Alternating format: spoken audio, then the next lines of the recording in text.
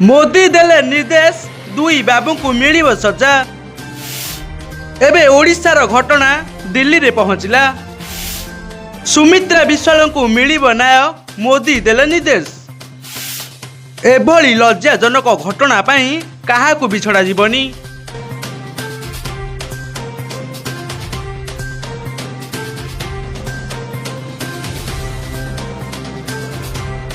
हाँ दर्शक बंधु, महिला पुलिस को निर्यातना देवा घटना नहीं नुआ मोड़।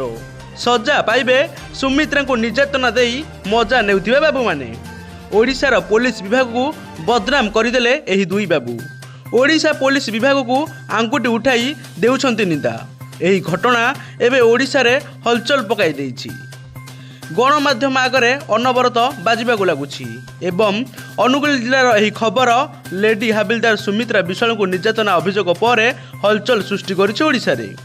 सुमित्रा अभियोग पर घटनार विभागीय खोलताल आरंभ होइछि। फोर्थ राइटर दायित्व थिबा हाबिलदार शुभकांत साहू और आरआई गोविंद महारा लेडीज हाबिलदार को निर्यातना देउथिबा एनै हाबिलदार संघ मध्य न्याय दाबी करछंती। एबे आउ खसी पारिबे नाही एही दुई बाबू।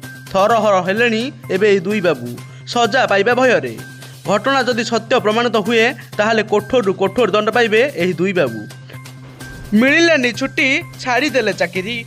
महिला हाबिलदार जो भली भाव कांदी कांदी तांकर दुख और कष्ट और जंत्रणा को बयान करछंती ताहा देखिले ओडिशावासी मनरे दुख देइछि। केमिति दुई जण बाबू पदवीर अहंकार रे एते तळकू खसीगले बोली ओडिशावासी एबे प्रश्न करुछंती। सेपटे मोदी ओडिशा को गुरुत्व देउथिबा बेले ओडिशा उपरे नजर रखुछंती। तेबे जदि एही घटना दिल्ली रे पहुंची मोदी को सामना को आसे तेबे यह सांघातिक मोड़ नहीं पारे एही दुई बाबू विरोध में।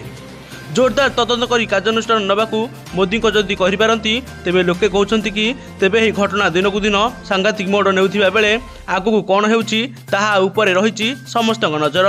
महिला पुलिस को न्याय देबाकू एबे समस्त दाबी करुछंती।